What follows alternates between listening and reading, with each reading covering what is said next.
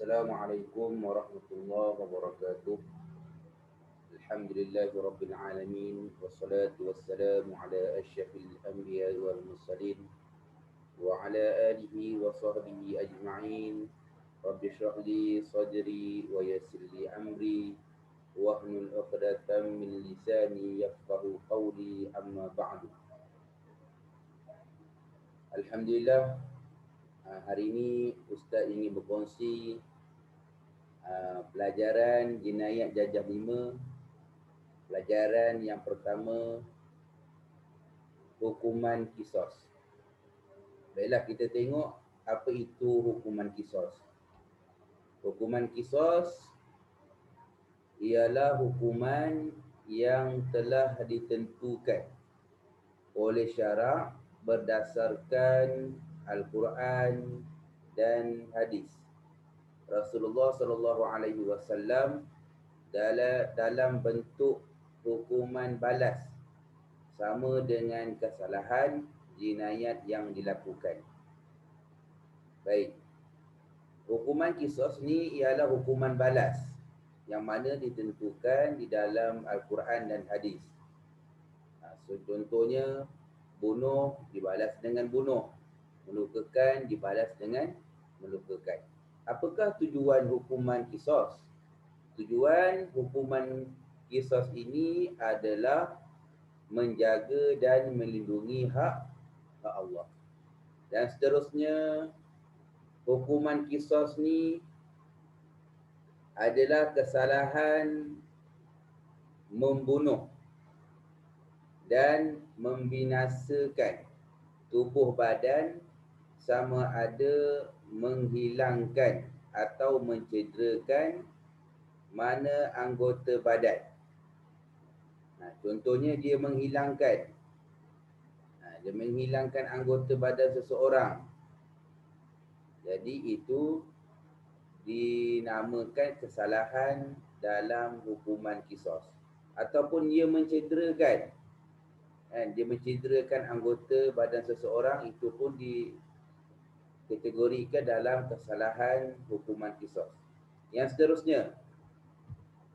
seterusnya termasuk juga hukuman kisos ni, termasuk juga hukuman diat, hukuman ganti rugi dalam bentuk harta benda, dan hukuman kafarah, hukuman menebus kesalahan seperti memerdekakan hamba mukmin.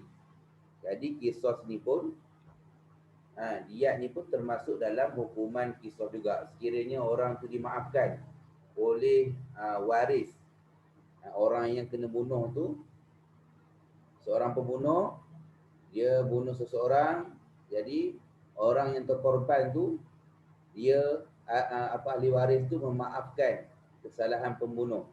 Jadi dia maafkan, dia kena bayar ganti rugi berupa unta ataupun digantikan dengan wang ringgit. Dan seterusnya kafarah. Kafarah ni ialah menebus kesalahan seperti memerdekakan hamba mukmin. Okey, yang seterusnya hukuman ta'zir. Apa itu hukuman ta'zir? Hukuman ta'zir ialah hukuman yang tidak ditentukan oleh syarak dan tidak termasuk dalam hudud dan kisos, serta ditentukan oleh hakim yang dilantik oleh pemerintah. Jadi ta'zir ni tidak termasuk dalam hukuman hudud dan kisos. Sebelum ni Ustaz ada kongsikan video tentang hudud. Hudud ni ialah hukuman yang telah ditetapkan dalam Al-Quran dan hadis. Tadi yang sebelum yang tadi Ustaz bagi tahu, kisos pun ialah hukuman yang ditentukan ataupun berdasarkan Al-Quran dan hadis. Tapi ta'zir dia lain, dia beza daripada hukuman hudud dan hukuman kisos. Ta'zir ni ialah hukuman yang ditentukan oleh hakim. Kesalahan itu ditentukan oleh hakim. Hakim akan jatuhkan hukuman ke atas kesalahan ta'zir ni. Apakah tujuan ta'zir? tujuan ta'zir untuk membendung pencabulan terhadap hak Allah Ta'ala, pelanggaran hak masyarakat awam dan hak individu. Jadi tujuan hukuman ta'zir ni ialah untuk membendung pencabulan terhadap hak Allah. Jadi kesalahan-kesalahan tu dia mencemarkan nama baik Islam, dan kesalahan dikenakan hukuman ta'zir ni dia pula melanggar hak masyarakat awam dan hak individu. Okey, kita tengok kesalahan yang dikenakan hukuman ta'zir. Apa kesalahan yang dikenakan hukuman ta'zir? Seperti yang pertama, rasuah. Rasuah.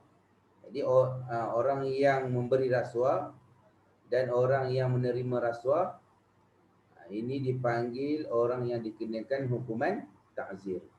Yang kedua, pecah amanah. Pecah amanah ni contohnya orang tu diberi amanah, dia khianati amanah, dia tak jujur. Tak jujur dengan apa yang disimpan ataupun dijagakan ataupun diamanahkan. Itu yang kedua. Yang ketiga, merosakkan harta benda awam. Itu yang Ustaz cakap tadi, pelanggaran hak masyarakat awam dan hak individu. Dan orang buat stesen bas elok-elok, orang buat tandas awam elok-elok, kita rosakkan harta benda awam. Itu termasuk dalam kesalahan yang dikenakan hukuman ta'zir. Apabila dia melakukan kesalahan macam tu, dia merosakkan harta benda awam, jadi dia kenakan hukuman ta'zir.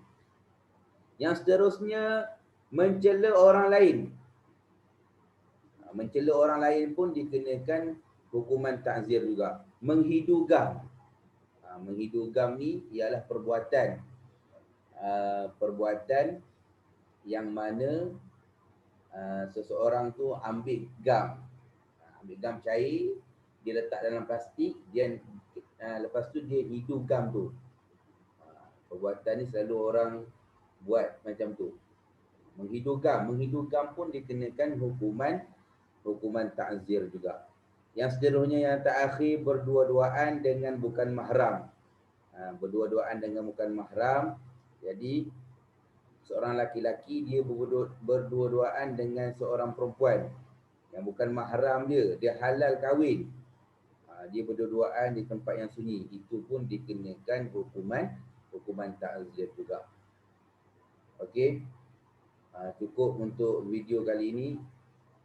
Ustaz akhiri dengan wabillahi taufiq wa hidayah. Wassalamualaikum warahmatullahi wabarakatuh.